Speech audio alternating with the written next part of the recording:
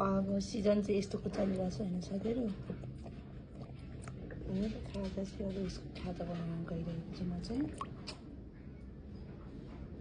यसरी काट्दैछु यसलाई होइन।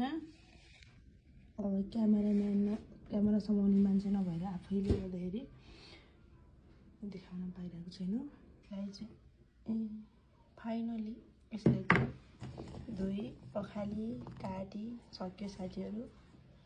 अब म कराई तताउनको लागि रेडी गर्दैछु। कराई ताप्दैछु। सकिएछ। तेल लिँदैछ। हामी सनफ्लावर युज गर्छौँ। हजुर साथीहरूले कुन युज गर्छ भन्नु होला।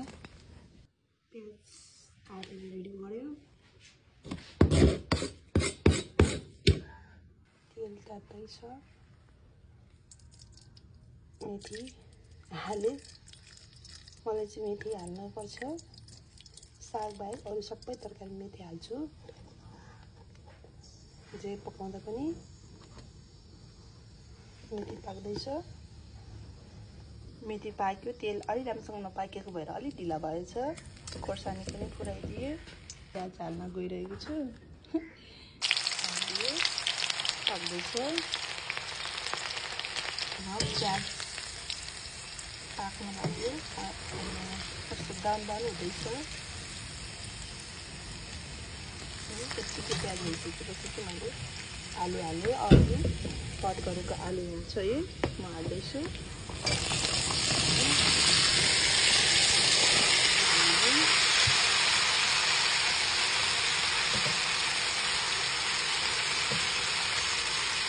हालेको भएर आलु खाएको आइसकेको छ।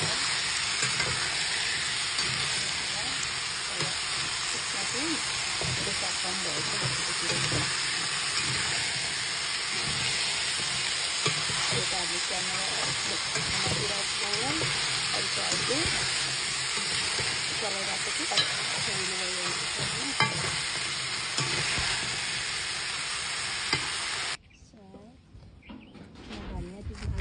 साग टिप्न आएको चाहिँ होइन साथीहरू। तर साग राम्रो देखेर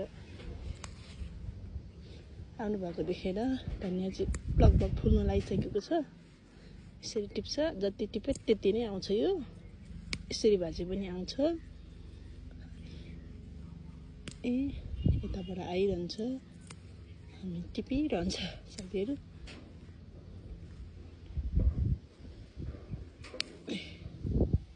यसरी कति छ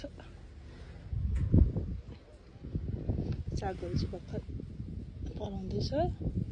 कोही टिप्दै गरेको भए त्यस्तो देखेर सानो सानो।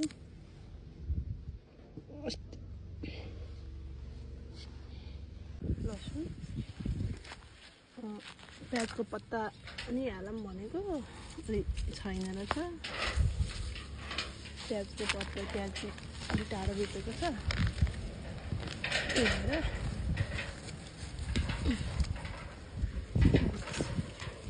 लसुन नै हाल्छु थोरै।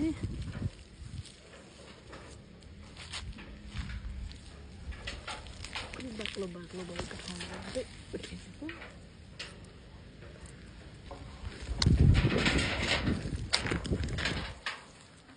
हावा चलिरहेको छ।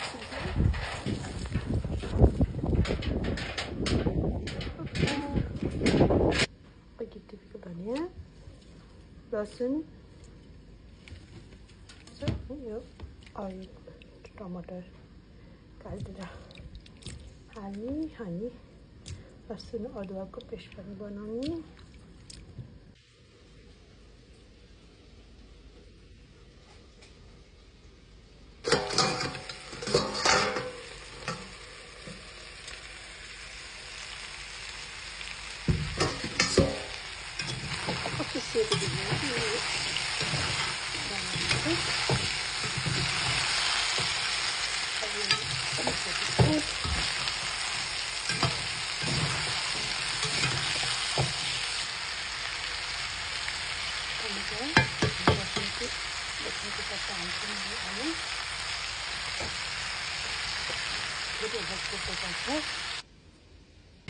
यतिको भइसकेको छ साथीहरू। अब लगभग पाकिसक्यो।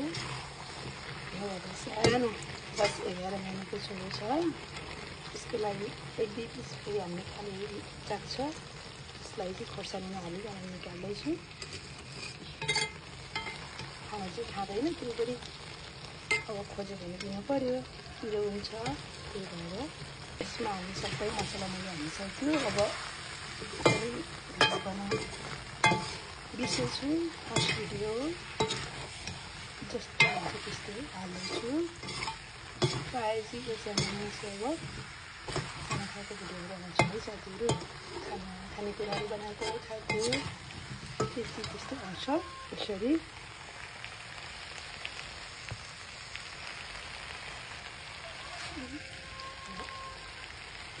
अब पाक्यो।